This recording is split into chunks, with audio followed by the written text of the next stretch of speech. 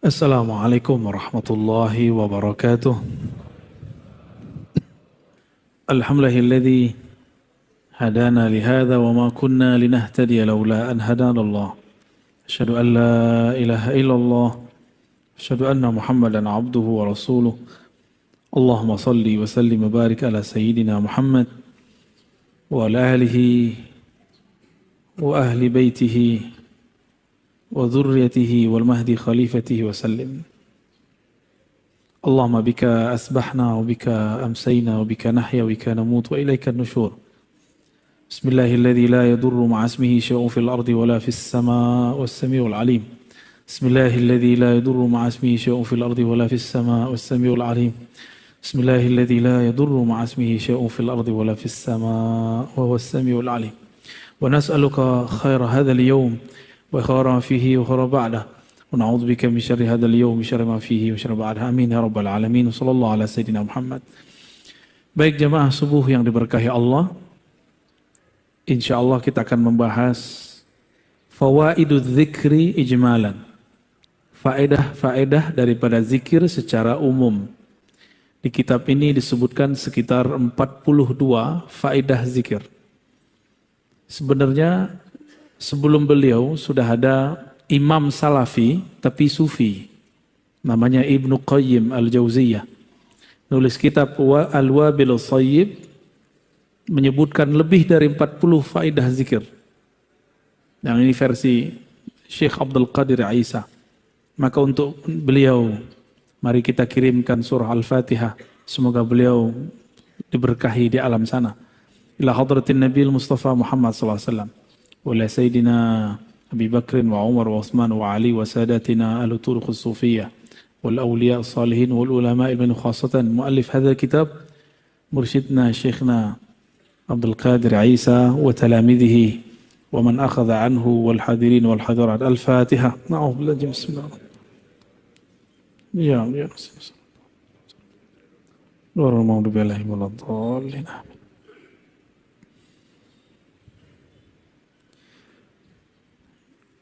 Ini nomor-nomor nanti kita jelasin ya. Faedah zikir yang pertama disebutkan dalam hadis yang sahih riwayat Imam Muslim bahwa setiap orang berzikir akan dikerubungi malaikat. Satu, diliputi rahmah. Rahmah artinya kasih sayang. Itu sebabnya ahli zikir disayangi makhluk di langit dan di bumi. Itu sebabnya ahlu zikir tiba-tiba orang sayang aja sama dia. Ya. Kenapa dia disayangi? Karena pemilik langit bumi sayang dia.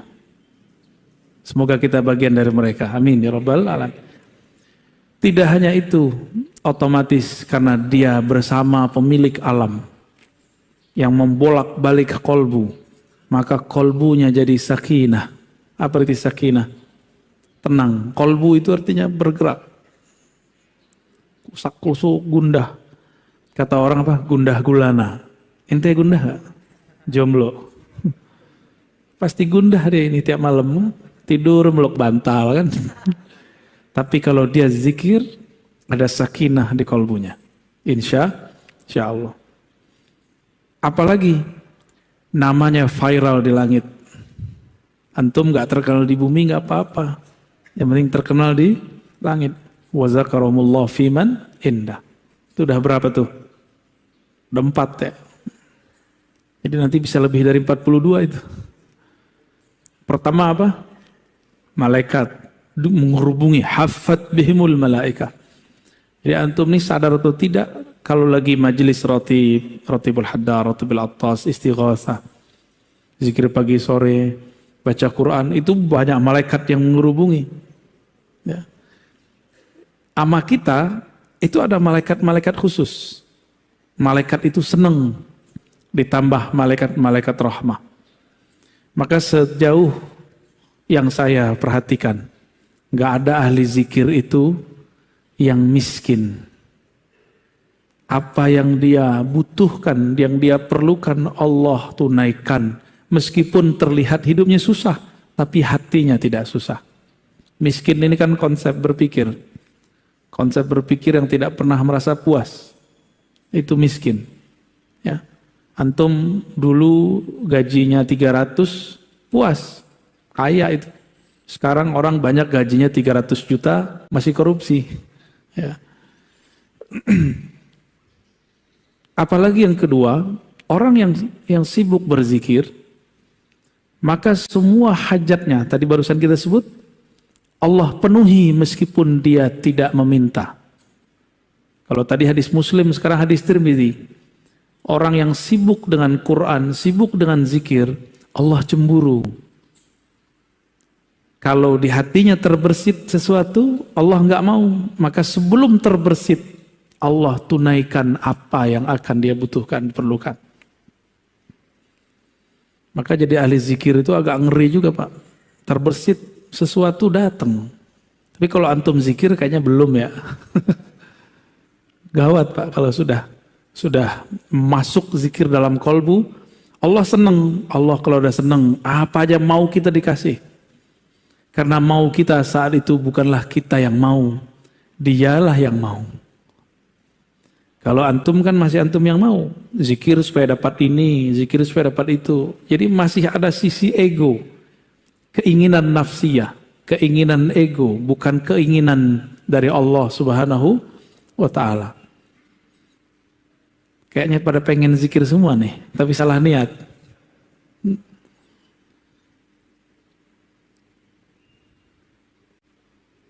Ini banyak terjadi pada ulama-ulama terdahulu sampai hari ini. Jadi sampai hari ini tidak sedikit ahli-ahli zikir, apa aja yang terbersit di hatinya Allah kasih. Lalu Allah menyebut dalam hadis Imam Ahmad, Imam Baihaqi dan Ibnu Hibban dengan riwayat yang sahih bahwa ahli zikir itu disebut ahlul karam. Apa arti karam? Karam, al-karami, karim. Apa artinya? Pemurah. Mulia. Ya. Allah Subhanahu wa Ta'ala mengatakan, Saya'lamu ahlul jam'il yawman ahlul karam.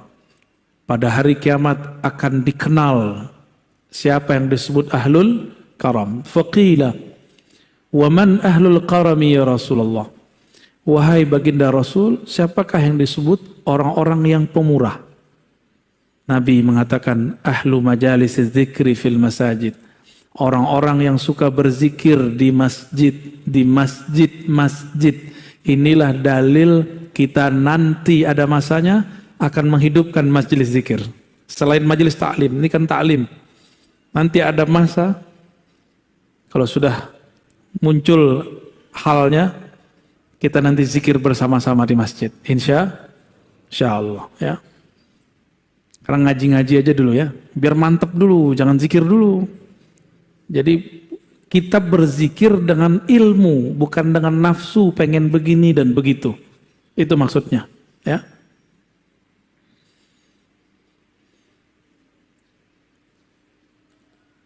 Kalau tadi yang pertama, orang yang berzikir, malaikat mengerubungi. Itu malaikat rahmat di bumi. Ada malaikat-malaikat muqarrabin di langit. Mereka berbangga-bangga. Bukan mereka ya, Allah yang membanggakan kita di hadapan mereka. Satu kali Sayyidina Nabi SAW kharaja ala halaqatin. Keluar ke satu halaqah yang ada di masjid. Nabi nggak pernah suruh buat halaqah. Nabi nggak pernah suruh buat zikir. Tapi sahabat inisiatif buat halaqah, lingkaran zikir, lalu mereka berzikir dengan pimpinan seseorang. Nabi keluar, Nabi tanya, ma ajlasakum, apa yang membuat kamu duduk bermajelis berhalaqah? Lalu mereka mengatakan, jalasna nazkurullah wa nahmaduh. Kami duduk ya Rasulullah untuk berzikir dan memujinya. Berzikir dan memujinya. Faqal atani Jibril. Di riwayat Muslim ini diulang sampai 3 kali. Allah, demi Allah, apakah untuk itu kalian zikir? Untuk itu kalian duduk berkumpul? Lalu mereka merasa ketakutan. Jadi mereka ini buat inisiatif majelis zikir di zaman Nabi. Dicecar pertanyaan 3 kali oleh Rasulullah. Perasaannya gimana itu Pak? Khawatir dituduh sesat. Lalu Nabi mengatakan, bukanlah aku ingin menyalahkan kalian. Tapi aku ingin memastikan kalian ngapain. Karena di langit lagi rame. Atani Jibril. Jibril mengabarkan kepadaku, di langit lagi rame. Kenapa? Innallaha yubahi bikumul malaikata. Allah membangga-banggakan nama-nama kalian di hadapan malaikat-malaikat muqarrabin. Jadi orang-orang yang suka membuat majelis zikir, masyhur dia di langit. Maka dulu siapa? Almarhum Ustadz Arifin Ilham, almarhum Ustadz Fulan, udah banyak dari dulu. Itu namanya diharumkan. Tapi kalau sekedar nama harum, kalau nggak rajin zikir nggak harum lagi. Maka harus mengenal jalur pintas, harus kenal siapa yang dizikirkan. Seandainya Allah tidak menyebut nama kita lagi di hadapan mereka, Allah masih menyimpan sirnya dalam ilmunya. Ya. Jadi lebih tinggi ma'rifat. Zikir itu ada 2. Zikir menyebut, zikir mengingat. Nah, mengingat itu mesti ma'rifatullah, kenal Allah Subhanahu wa ta'ala. Kalau zikir menyebut rata-rata cuma cari pahala. Ya, kebanyakan begitu. Tapi berkah juga. Ya. Kurang bukti apa Pak? Ustadz Arifin itu. Ya. Ustadz siapa lagi yang mengajarkan zikir? Di Betawi, saya dengar dulu ada Kiai Benyamin, masih aktif nggak? Itu buat majelis Hizib Bahar ya. Rame orang zikir. Habib kita buat majelis Ratibul Haddad, Ratibul Attas. Allah ramaikan. Allah yang meramaikan, bukan dia. Maka aneh jika ada ustadz, habib, kiai merasa tersaingi kalau ada muncul majelis baru, itu aneh. Ya, berarti dia nggak mengerti politik langit. Ya. Nggak ngerti dia. Orang begini jahil billah. Dia cuma berzikir ingin cari makan. Zikir bukan cari makan. Zikir mau cari ridha Allah Subhanahu wa ta'ala. Muncul kelompok baru, zikir. Gak apa-apa, malah senang kita. Alhamdulillah, negeri ini tambah harum dengan zikrullah. Begitu seharusnya. Bukan malah merasa tersaingi. Kita itu marah kalau ada yang membid'ahkan. Ya, satu suara dong. Jangan kayak teman saya di seberang sana. Datang, adik kelasnya datang. Buat majelis, diperintahkan guru. Apa kata dia? Lu lapor sama gua. Urusan apa? Ya, ini wilayah gua. Siapa yang punya wilayah? Yang punya wilayah kan Allah Subhanahu. Tetapi memang kalau kita ngajar di suatu tempat ini adab. Ada guru tua di sana, kita silaturahim. Tapi seandainya enggak, kita nih orang tuanya. Kalau tadi orang mudanya, kita nih orang tua di sana. Ada anak muda baru buat majelis zikir, mereka enggak silaturahim, enggak apa-apa. Justru kita katakan, ya Allah, Engkau akhirnya meringankan beban-beban tugasku. Begitu seharusnya. Ya. Emang mimpin zikir menurut antum enak? Hah?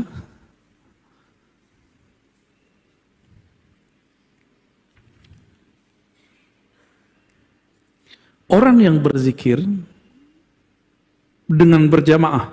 Nah ini dalilnya berjamaah nih, hadis Imam Ahmad. Jadi orang-orang yang membid'ahkan zikir berjamaah, saya meragukan mereka ini mengikuti sunnah, walaupun ngakunya manhaj sunnah. Gak percaya. Kenapa? Dalam hadis-hadis yang sahih, hasan minimal, itu selalu menganjurkan zikir berjamaah.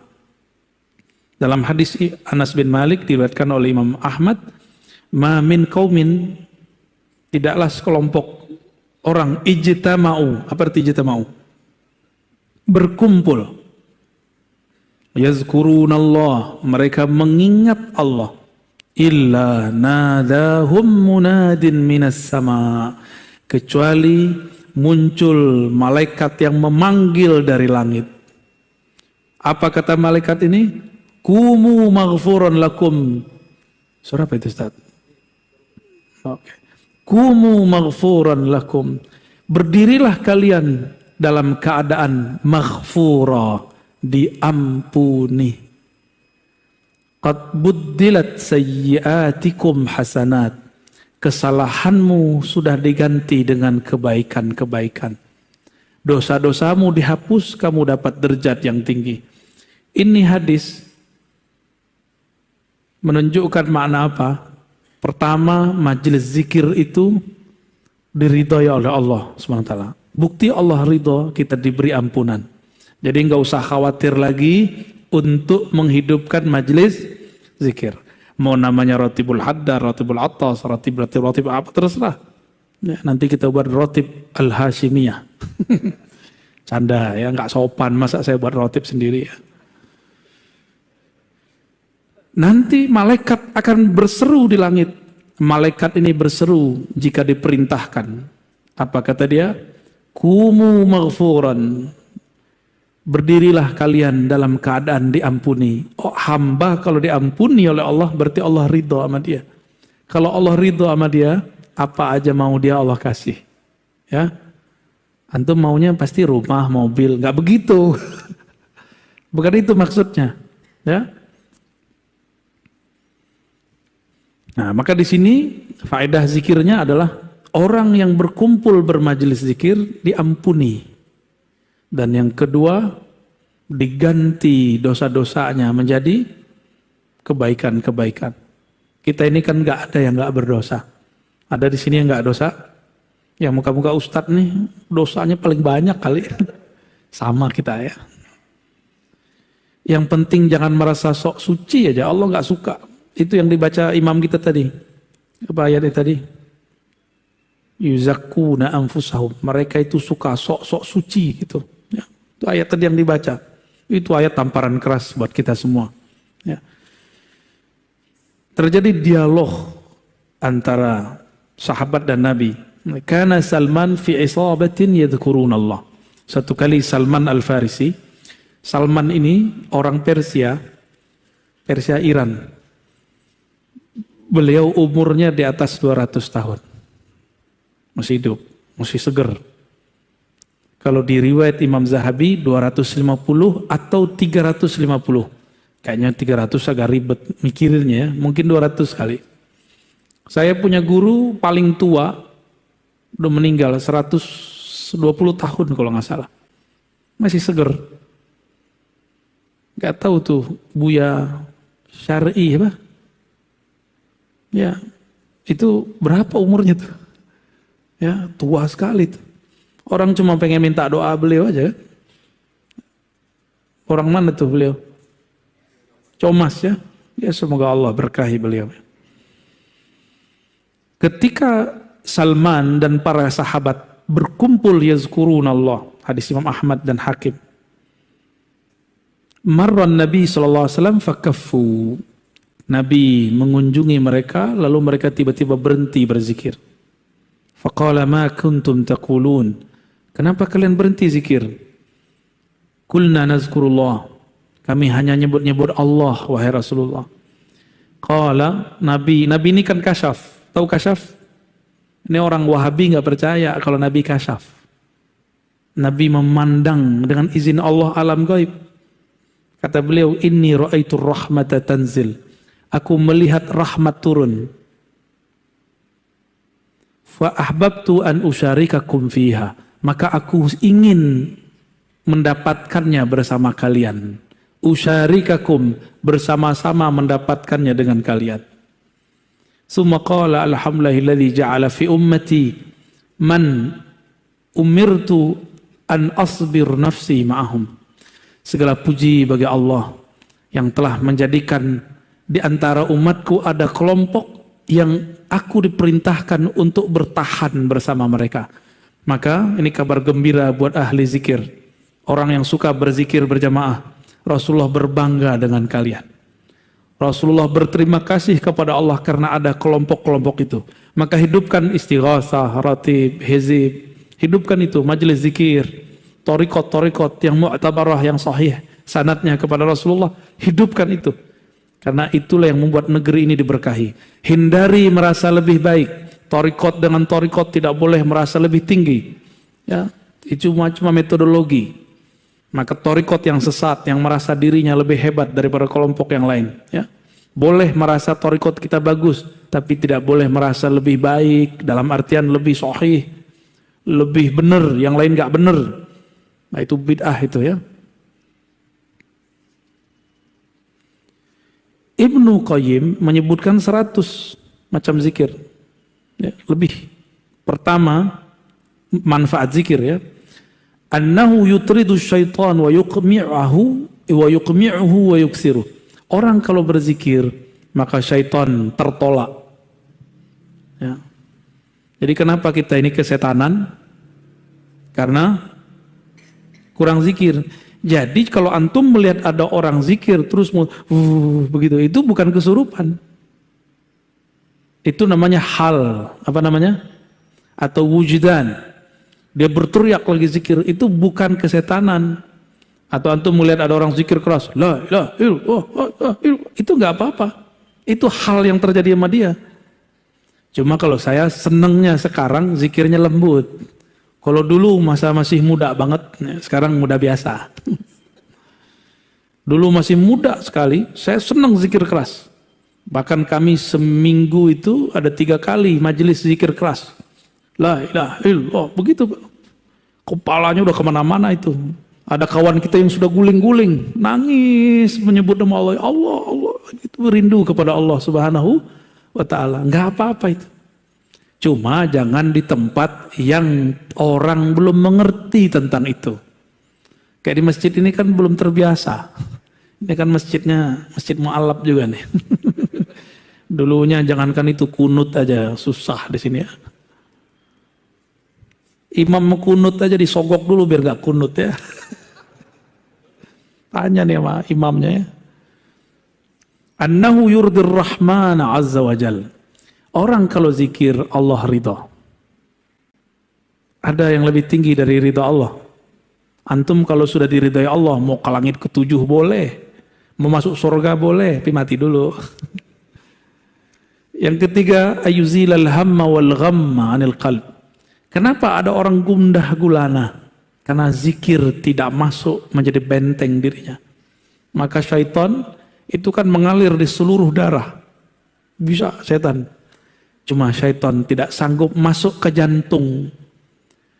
Namun karena darah sudah kotor, itu darah yang masuk bekas dia. Itulah yang membuat kolbu kita gundah. Jadi zikir rutin, zikir itu gak usah banyak-banyak. Zikirnya yang rutin, pagi, sore, ba'da sholat. Dirutinkan terus begitu. Nanti akan muncul cahaya, berlapis cahaya, begitulah terus. Lama-lama dia kuat. Jangan langsung sekali hantam 70.000. Ya boleh juga kalau sering. 70.000 itu bulanan, mingguan. Misalnya kita buat majelis khatam 70.000, sekali seminggu boleh.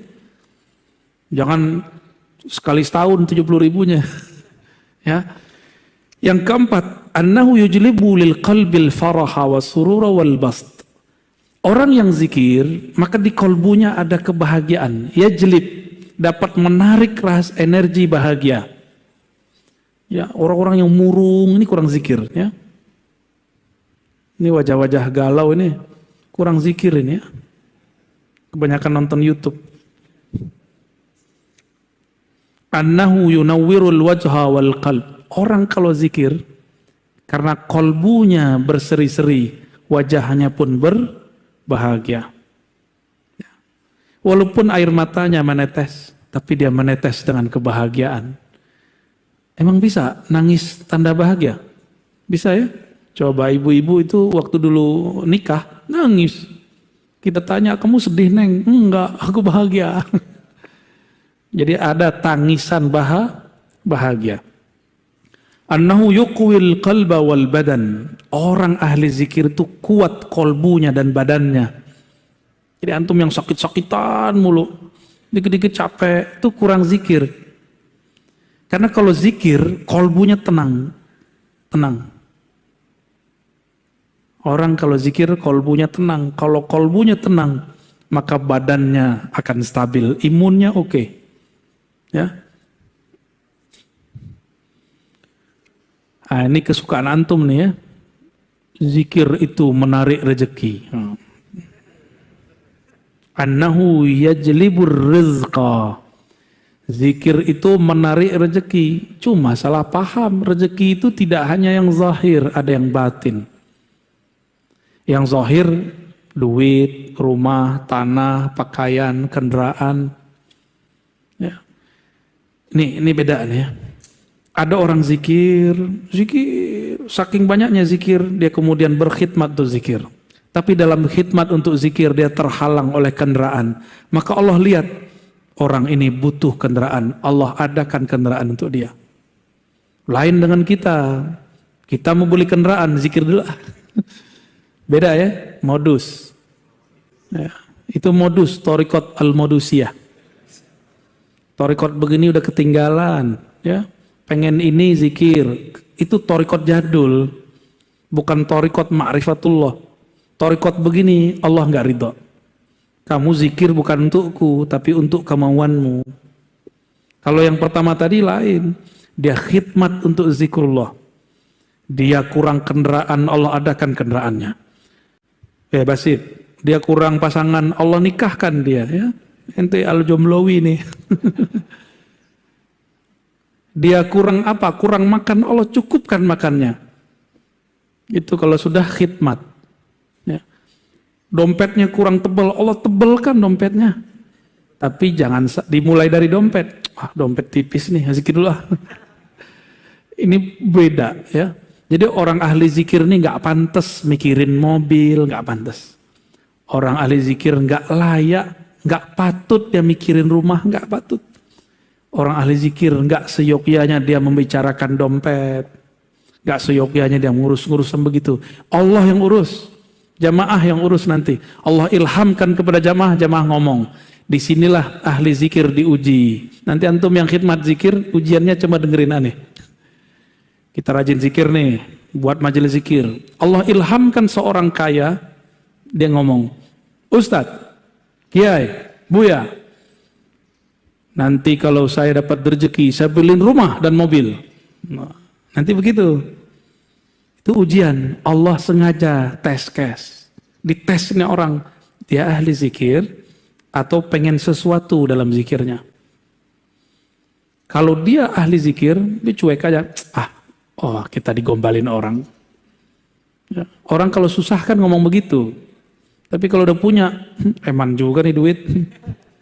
Masa dibagi-bagi sama orang, dia kan kerja ngapa-ngapain. Yang kerja aku, si Ustadz cuma doa-doa doang. Gak usah lah, amplop aja lah 500. Ya salam. Minta kaya, ngasih amplop ustadznya segitu kan. Doanya minta dunia akhirat. Itu kejadian, si ustadz berubah gak niatnya? Apakah dia tadinya yang berharap kepada Allah, sekarang berharap kepada makhluk Allah? Tuh, tipis-tipis. Kalau lagi zikir yang kebayang amplop, orang kaya, atau ketika zikir teringat Allah yang maha memberi zikir. Kalau matahari terbit, purnama pun tidak terlihat, bintang-bintang hilang. Allah itu pencipta sang surya dan dia tidak pernah terbenam, dia selalu bercahaya. Seharusnya dia tidak tertutup oleh awan-awan tadi. Itu kan awan tuh yang datang. Pak Kiai, doain saya 6 bulan lagi beli rumah. Banyak teman saya yang kemudian diprank, merasa diprank oleh orang kaya. Nggak boleh. Itu bukan dia yang ngomong. Ya. Jadi antum kalau ngalamin itu, bukan dia yang ngomong. Dia lagi dipinjam lisannya oleh Allah. Bahwa sang ustadz jika dia istiqomah, Allah akan cukupkan keinginannya. Kebutuhannya. Bukan keinginan. Ahli zikir itu sudah nggak ada keinginan. Dia butuh apa Allah kasih. Butuh apa Allah kasih. Kan kebutuhannya ahli zikir ini macam-macam. Datang sendiri aja, ya, nggak dibuat-buat itu. Ente lagi butuh apa Basit? Butuh pasangan hidup ya? Niatnya benerin ya. Annahu yaksu dzakiral mahabata wal halawata wan nudrah. Zikir ini membuat ahlinya dipakaikan oleh Allah haibah. Maka ahli zikir nggak perlu pakai jimat. Antum yang punya jimat, bakarlah jimatnya. Ngapain lagi? Ya, pakai aja lah zikir pagi sore, istighosah, rotib itu cukup udah. Nggak sempet sholawat. Sholawat itu adalah jimatnya badan. Jadi kalau nyimpan di buku, di kopiah kan ada tuh ditaruh di sini ya. Ada yang ditaruh di baju, ada yang bajunya dirajahin. Antum kira aneh nggak ngerti. Udahlah, simpen aja itu ya. Nggak perlu begitu-gituan. Kita ini sudah ahsan takwim. Struktur di tubuh kita ini, dalam diri ini sudah sangat canggih. Kalau sesuai dia dengan proporsinya, komponen di badannya, yaitu zikir, maka dia akan menarik tanpa perlu ada alat-alat penarik. Ya, walaupun muka kita pas-pasan nggak ada masalah. Ya, jadi tolong nih kawan-kawan bedakan zikir dengan ilmu hikmah. Ya, ilmu hikmah itu untuk yang tadi-tadi. Ilmu hikmah itu cuma jalan supaya orang nanti kecewa sama jimat, kecewa sama rajah, kembali kepada Allah. Saya punya dosen dulu, dia mantan mursyid hikmah, jadi ahli buat raja. Terakhir jadi pengamal Thariqat Qadiriyah. Kata dia, bosan bergantung ke tulisan, bosan bergantung ke wirid, bosan bergantung ke angka-angka. Kita bergantung saja kepada Allah. Wusul dia langsung. Udah meninggal sekarang ya. Karena COVID tewas juga. Alhamdulillah dia meninggal dalam keadaan cinta kepada Allah dan Rasulnya. Orang yang ahli zikir dibuat manis oleh Allah. Ayaksual halawah. Dibuat menarik oleh Allah. Kalau menarik di sini nih bahasa majazi. Sesuatu yang manis ada semut nggak? Ya, bener. Ada semutnya. Semakin banyak gulanya, semakin banyak semutnya. Bukan semut. Ya, semakin dia manis, semakin Allah kumpulkan sang semut-semut. Kenapa kita datang kepada guru kita yang ahli zikir, ahli ilmu? Karena kita ingin dapat manisannya. Ya. Semoga kita termasuk semut-semut yang begitu. Syukur-syukur ya antum termasuk yang manis itu ya. Tapi ada yang manisnya permanen, disedot-sedot habis. Dia harus update lagi, upgrade lagi. Tapi sayang sekali, ada yang belum manis sudah kemudian merasa manis. Bahkan sekarang ingin menyaingi guru-gurunya. Muncullah kemudian mursyid-mursyid palsu. Ya di Thariqat banyak Pak. Di zaman Abah Anom dulu ada 9 mursyid palsu. Beliau, Abah Anom masih hidup, ada 9 Pak mursyid palsu. Mantan muridnya ngaku jadi mursyid. Bahkan meremehkan Abah Anom, banyak. Jadi nanti jangan heran kalau ada orang yang ngaji sama saya, nanti saya nggak tahu sekarang ya. Nanti jelek-jelekin saya. Rozi belum nyampe, ya nggak apa-apa. Rozi sesat, nggak apa-apa, terserah ente. Kita tidak diminta untuk dikenang amal kita. Ya, guru sih sedih muridnya khianat. Cuma itu kan takdir Allah. Kita pulangkan, kembalikan semua kepada Allah. Kita cuma berdoa semoga kita tidak jadi murid yang khianat. Ya, ada yang nggak diangkat jadi mursyid setelah wafat ngaku jadi mursyid. Itu pengkhianat juga itu. Nah ini banyak sekarang begitu. Saya nggak mau ini terjadi pada kita. Maka walaupun saya kolektor ijazah tarekat kemursidan, tapi tidak satu pun yang saya kembangkan di luar-luar. Paling di majelis tertutup saya bilang. Karena nggak mau terjadi pergesekan thariqah. Karena psikologis orang berthariqat ini merasa bangga dengan thariqahnya. Dulu waktu saya bertarekat sama Nia, saya menganggap, ini thariqat paling cepat. Lalu upgrade Naqsyabandi, kayaknya ini paling mantap. Ada suluk 40 hari, 10 hari. Di thariqat sebelah nggak ada. Pindah thariqat lagi, bukan pindah. Upgrade thariqat lagi. Wah, ini kayaknya lebih gampang nih, nggak perlu pakai suluk-suluk nih. Ngaji lagi, begitulah terus. Ternyata kolbu ini nggak pernah puas sampai dia bertemu Allah Subhanahu wa Ta'ala. Jadi saya pengalaman Pak, bertorikot macam-macam dan setiap masuk torikot tertentu merasa ini yang cukup, ini yang cukup. Maka setelah sekarang Allah dewasakan dikit-dikitnya, saya menghindari itu. Ya. Kayak yang antum kan ada yang Naqsyabandi, ada Ba'alawi, ada yang Qadiriyah, ada yang Syaziliyah, ada yang nggak jelas, ada Idrisiyah, saya lihat. Ada torikot baru juga nih, torikot Al-Barawiyah. Paling lucu, di sebuah pertemuan torikot banyak orang-orang torikot, sholat maghrib datang.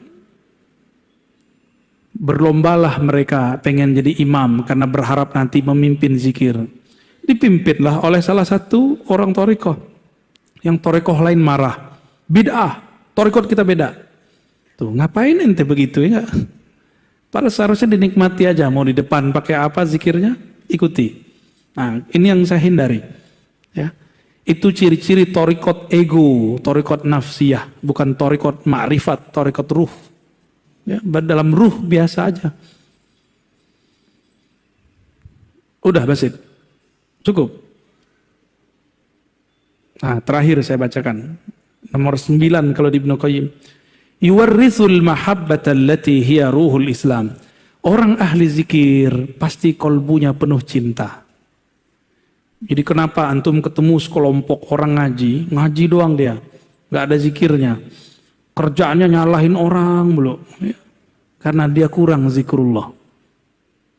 Kalau dia sering zikrullah, di kolbunya yang penuh cinta. Mahabbah. Mahabbah itulah ruhul Islam. Mahabbah itulah inti orang beragama. Mahabbah itulah yang kemudian Allah menciptakan segala sesuatu karenanya. Dengan mahabbah itulah Allah sampaikan seorang hamba ke hadiratnya.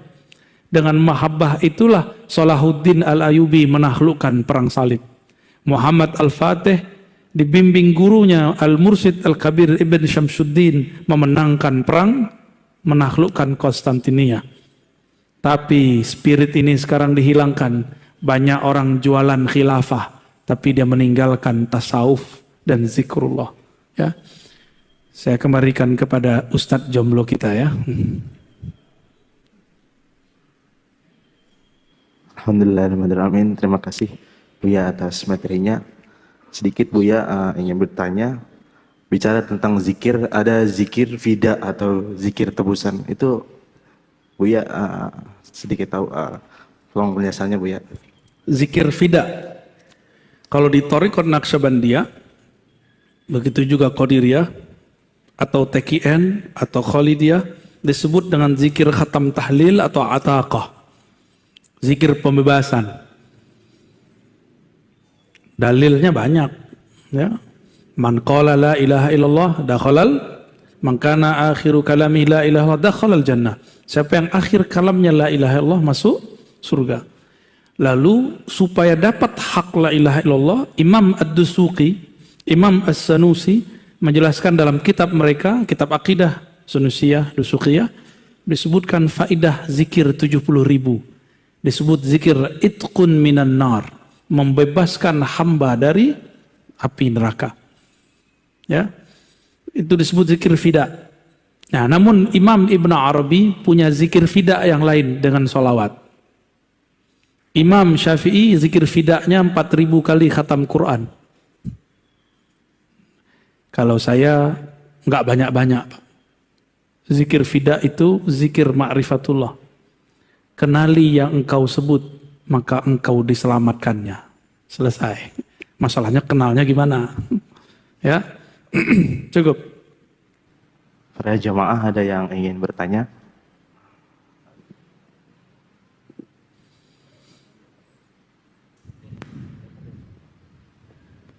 Langsung pertanyaannya. Pak Fauzan. Ya.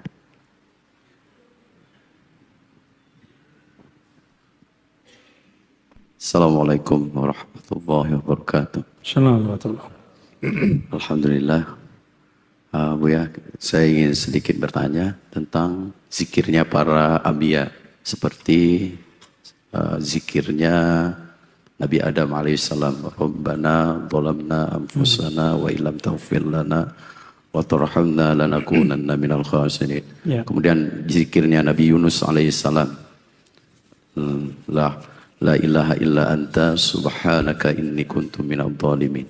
Ini zikir yang harus diawali dengan bimbingan guru atau cukup dengan mahabbah kepada para anbiya Allah. Sekian.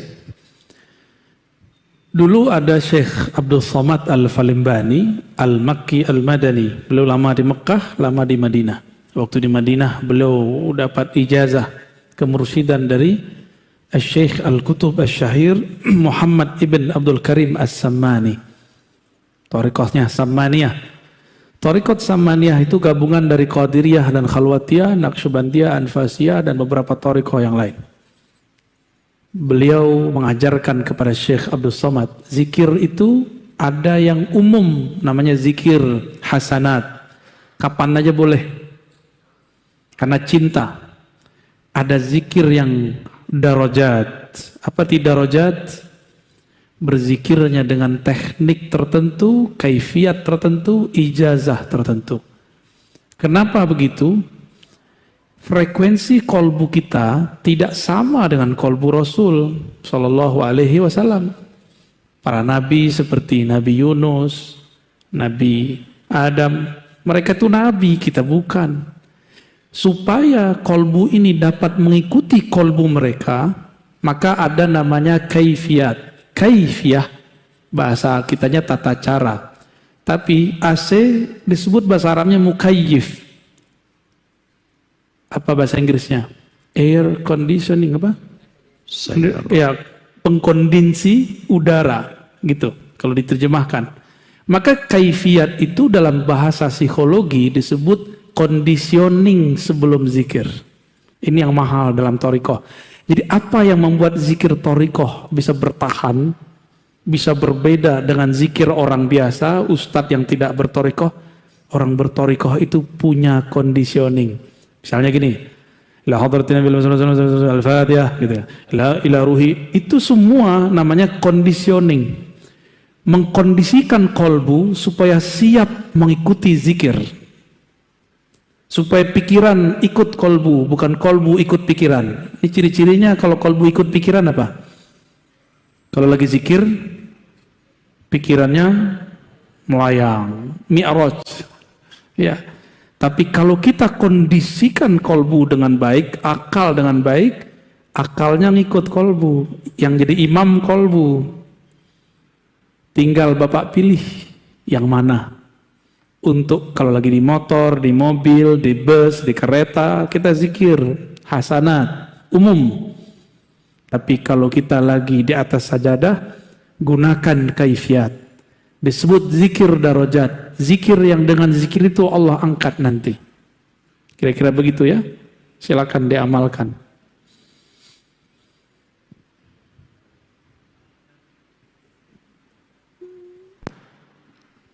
Assalamualaikum warahmatullahi wabarakatuh, Buya. Saya dari Jati Asih, Kota Bekasi, Buya. Masya Allah. Pengurus MWCNU Jati Asih. Udah kemarin, Buya. Ya.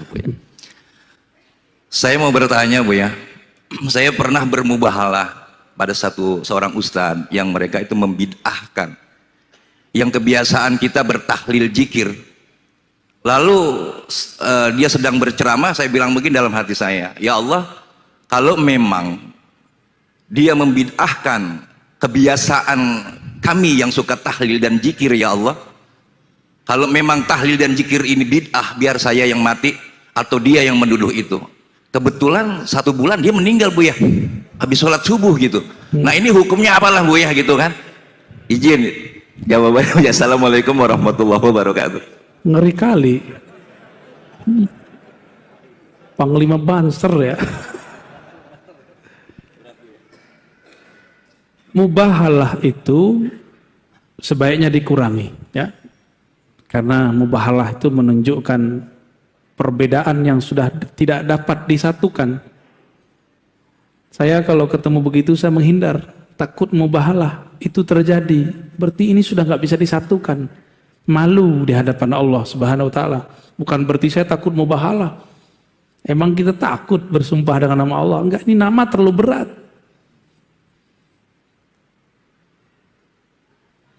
Kalau kita mubahalah, yang dianjurkan itu dengan ahli kitab.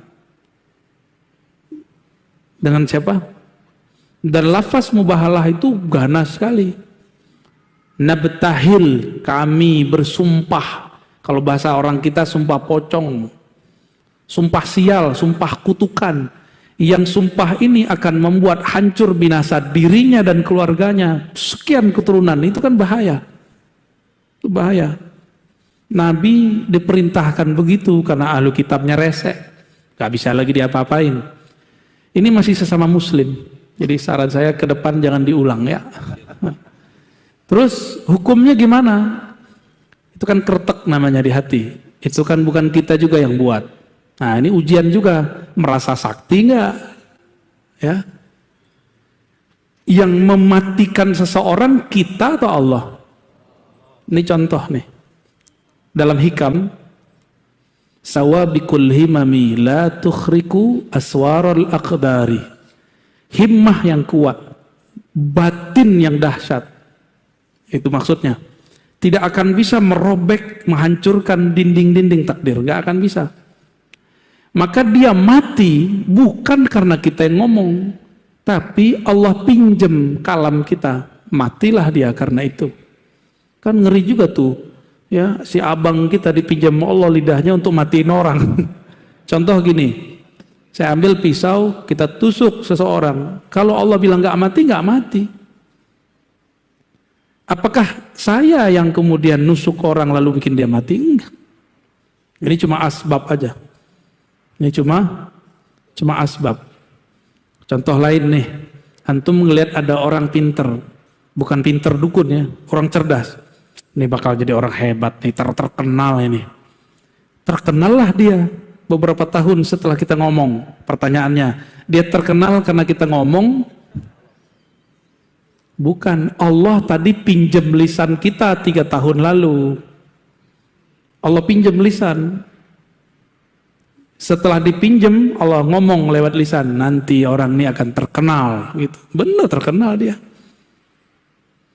Bakal mati deh, tapi bukan karena kita yang ngomong, tapi kita lagi dipinjam. Itu namanya khatir. Bahasa Arabnya apa? Khatir Rabbani. Khatir, kalau dia berkalam, kalamnya sama dengan kun. Kalau sudah kun, apa aja terjadi. Ya. Tapi kun ada 2, ada kun ahli zikir, ada dukun. Beda-beda tipis tuh. Gitu bang ya, jauh-jauh dari Jati Asih. Ya, satu lagi. Baik, yang mana tuh? Yang sana belum tuh? Yang sini belum, boleh. Yang kacamata. Boleh dioper. Next, nanyanya pakai kertas aja, ya. Ente bagi kertasnya. Assalamualaikum warahmatullahi wabarakatuh, Bu ya. Assalamualaikum. Saya Tamrin dari Sepatan, Tangerang. Ya. Izin bertanya tentang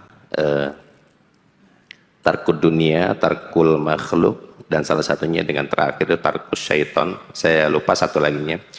Perjalanan untuk menuju ke sini, bukankah itu melalui ranah tarbiyah dari guru-guru kita gitu, Ustaz ya? Pertanyaannya adalah untuk kita atau saya pribadi yang kaum awam itu seperti apa tarbiyah yang paling mudah untuk dimulazamah untuk yang seperti ini, Ustaz? Demikian. Assalamualaikum warahmatullahi wabarakatuh. Waalaikumsalam. Al-mar'u ala dini khalilih. Begitu kan hadis yang kita sudah hafal. Seseorang itu dinnya, agamanya, akhlaknya, paradigmanya akan terbentuk dari khalilnya. Siapa yang jadi teman dekatnya? Bisa jadi mursyidnya, kiainya, komunitasnya. Ya. Kita ini sebenarnya boleh punya apa aja Pak. Bapak boleh punya rumah 1000. Punya cincin di semua tangan, lengkap. Ngeri juga ya. Mau punya apa aja boleh. Yang penting gak masuk ke dalam kolbu. Ini masalahnya. Ciri-cirinya apa? Gak susah kalau ngasih orang. Dia kalau ngasih gak ngerasa dikurangi. Dan tidak merasa memiliki. Hanya merasa dipinjamkan Allah. Nah, ini yang berat, saya aja belum berhasil itu Pak. Tapi sedang berlatih. Kita berlatih. Ini yang disebut zuhud hakiki. Zuhud hakiki ketika selain Allah ditalak 3 dari kolbu. Bukan berarti kita kemudian bukan dengan dunia. Jadi saya ulangi, Bapak boleh punya kendaraan sebagus apapun, banyak-banyak boleh, bagi-bagi kita lah ya. Boleh apa saja, tapi jangan mobil itu masuk ke kolbu. Inilah anehnya, mobil masuk rumah nggak muat, tapi masuk kolbu muat Pak. Aneh ya? Cirinya apa? Antum sholat kepikiran mobil nggak? Tuh muat ya. Rumah, apalagi kepikiran pasangan, anak, kerjaan, itu semua yang membuat Allah tidak ridho. Allah itu pecemburu. Coba istrinya kalau cemburu marah-marah mulu kan? Istri kita lihat di kolbu kita ada selain nama dia. Kecuali istrinya sudah paham bahwa suaminya boleh menikah 4. Ya. Kadang-kadang kan nggak mau paham. Tapi sefaham-fahamnya pasti dia cemburu. Pasti cemburu. Aisyah aja yang sehebat itu cemburu. Ya. Ummu Salamah aja cemburu sama Aisyah. Kan mereka ini 2 grup istri Nabi. Ada partai Aisyah, ada partai Ummu Salamah. Ada yang di luar itu namanya Zainab binti Jahash. Gak mau dia ikut. Urusan kalian. Saya ini dinikahkan Allah, akadnya langsung dari langit. Saksinya Allah dan Rasulnya. Kata Zainab binti Jahash. Gak mau ribut-ribut sama Aisyah dan Ummu Salamah. Karena bagi dia cukuplah Allah yang mengakadkanku. Udah cukup itu bagiku. Berarti cintanya aku, cintanya Rasul dari Allah. Sedangkan Sayyidah Hafsah, Sayyidah Aisyah dan Ummu Salamah, mereka masih merasa harus namaku yang dominan di kolbu Nabi, kira-kira begitu. Maka Nabi kemudian bermunajat, ya Allah, untuk membagi badan aku sanggup, untuk membagi harta aku sanggup, haza fima amlik, tapi untuk membagi hati aku tidak sanggup. Engkaulah yang maha sanggup. Jadi adil di dalam itu bukan adil secara kolbu, nggak mungkin. Adil secara fisik dan materi. Nah, kembali ke yang tadi, itu urusan rumah tangga nggak boleh masuk ke kolbu, nggak boleh masuk.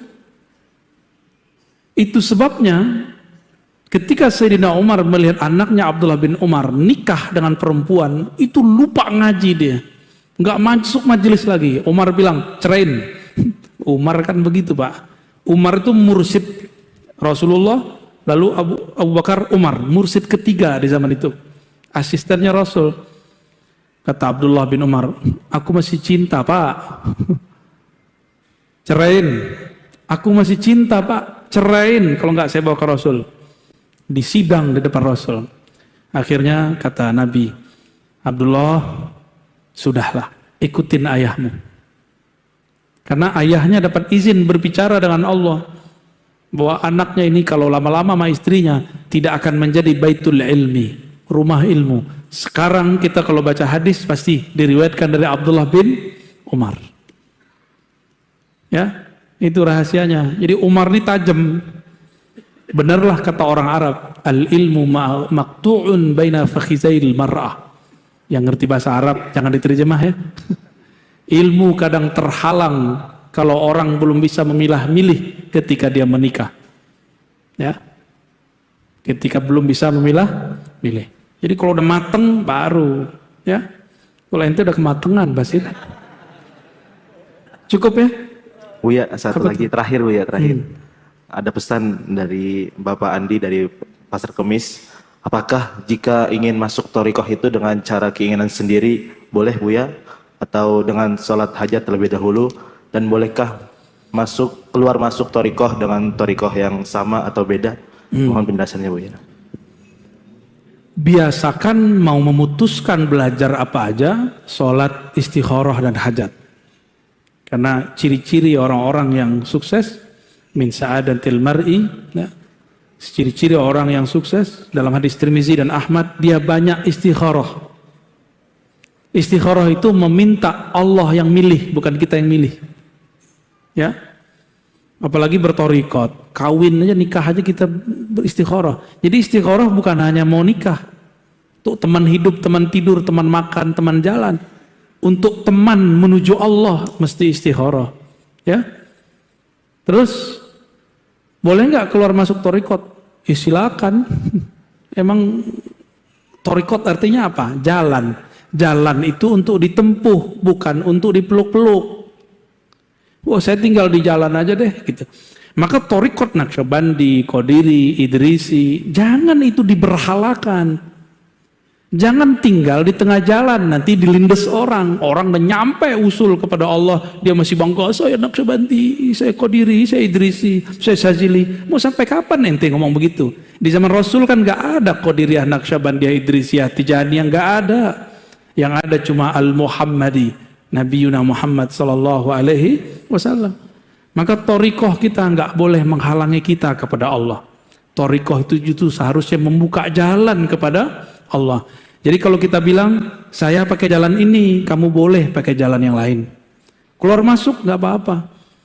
Tapi keluar masuklah dengan istikharah dan musyawarah. Jangan pakai nafsu. Ya. Dan gak ada jaminannya ustadz terkenal itu lebih usul dari ustadz gak terkenal. Banyak kok mursyid-mursyid mastur tidak terkenal, tapi orang kalau dididik oleh beliau bisa sampai ke hadirat Allah Subhanahu wa ta'ala. Cukup ya? Barangkali itu semua Bapak Ibu, sahabat-sahabat, ikhwan akhwat fillah, semoga kajian kitab ini diberkahi Allah Subhanahu wa ta'ala. Ya, mohon maaf dari saya, seperti biasa tidak usah salam-salaman. Semoga Allah membuktikan cinta kita semua. Assalamualaikum warahmatullahi wabarakatuh.